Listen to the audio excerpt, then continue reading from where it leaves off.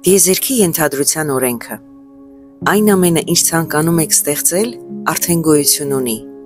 Գաղտնիքը պարզապես ենթադրելն է, որ ձեր ցանկությունը արդեն կատարվել է։ Ենթադրենք դուք ուզում եք շատ գումար ունենալ, պիտի պատկերացնեք, որ արդեն ունեք։ Այսինքն, ոնց կվարվեիք, ինչ կզգայիք, եթե ունենայիք։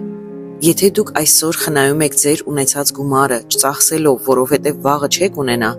դուք տիեզերքին հայտարարում եք, որ վաղը գումար չեք ունենալու։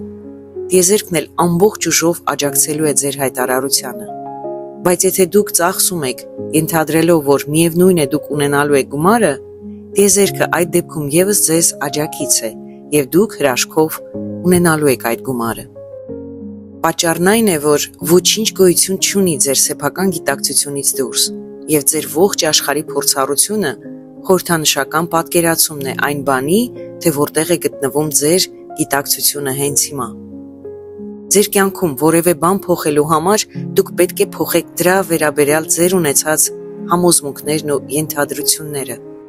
Ավելին,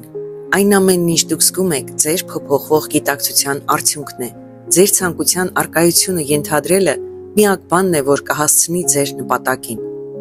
Գործողությունն անտեղի է, քանի որ գործողությունն ինքնին քո հոգեվիճակի խորհրդանիշն է։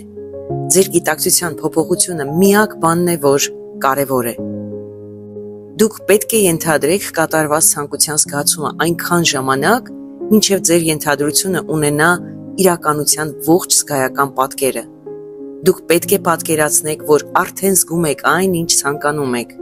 Այսինքն, դուք պետք է ստանձնեք ձեր ցանկության կատարման զգացումը այնքան ժամանակ, քանի դեռ չեք տիրապետել դրան, եւ այդ զգացումը ձեր գիտակցությունից դուրս կհանի մնացած բոլոր գաղափարները։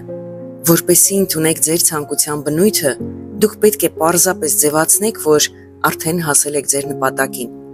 Երևակայությունը ստեղծում է ձեր իրականությունը, եւ որքան ավելի վառ պատկերացնեք ինքներդ ձեզ այն ունենալու փորձի մեջ, այնքան ավելի արագ կկարողանաք զգալ այն ֆիզիկական աշխարհում։ Բանալին այստեղ կախված է ձեր զգացումից։ Պարտադիր չէ պարզապես մտածել ցանկալի սցենարով, եթե ձեր մտքում չեք հավատում դրան։ Դուք պետք է հավատք ունենաք, դուք պետք է մուտք գործեք այն ձևի մեջ, որը կարծում եք, որ կզգաք ձեր ցանկությանը առարկային հասցնելուց հետո, որպեսզի պրակտիկան ունենա ցանկալի ազդեցություն։ Ենթադրման ուժը սկսվում եւ ավարտվում է համառությամբ։ Եթե դուք կարող եք պատկերացնել ձեզ ձեր ցանկալի վիճակում, ապա դուք արդեն հասել եք ձեր նպատակին։ Ձեր նպատակի ֆիզիկական դրսևորումը երկրորդական ռեակցիա է, արտացոլում, որը դուք կզգաք, քանի դեռ պահպանում եք կատարված ցանկության զգացումը։ Պատճառը, որ մարդկանց մեծամասնությունը չի կարողանում հաջողությամբ կիրառել ենթադրման օրենքն այն է, որ նրանք այնքան երկար չեն պահպանում իրենց նպատակի զգացումը, որպեսզի այն հայտնվի իրենց առջև։ Նրանք համառորեն հավատալու փոխարեն թույլ են տալիս ֆիզիկական աշխարհին համոզել իրենց, որ դա իրատեսական կամ հնարավոր չէ իրենց համար։ Իհարկե, դուք իրավունք ունեք ձեզ դնելու խիստ մտավոր դիետայի վրա, թույլ տալով, որ աշխարհի ձեր նախընտրած փորձը ազդի ձեր մասին ձեր ունեցած ենթադրությունների վրա։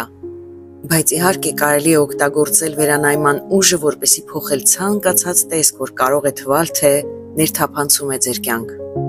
Եվ միայն այդ ժամանակ դուք կկարողանաք պահպանել զգացումը, չնայած հակառակ բոլոր փաստերին, դուք կկարողանաք իրականացնել ձեր ընտրած նպատակը։